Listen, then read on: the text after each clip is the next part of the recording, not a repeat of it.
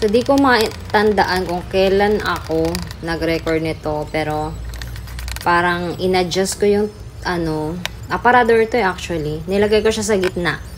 Tapos, para siyang naging table ko siya, no? Parang, middle kitchen, middle table, ganon. Ano bang tawag? May tawag dun eh. Pero, in fairness, maganda siya sa pagluluto kasi naging malapit lang yung lutoanan. Yan, lutoanan na, di ba? Tapos, lilingon ka lang, andyan na. Kukuha ka lang ng kung gusto mong ipatong sa table doon. Ang bilis lang, di ba? So, mahilig talaga ako mag iba-iba ng lokasyon ng mga kagamitan sa loob ng bahay.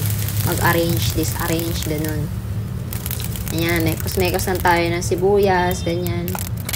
Ano bang tawag dito? Basta nilagyan ko lang siya ng luya. Parang na-realize ko na masarap pala yung manok na may luya.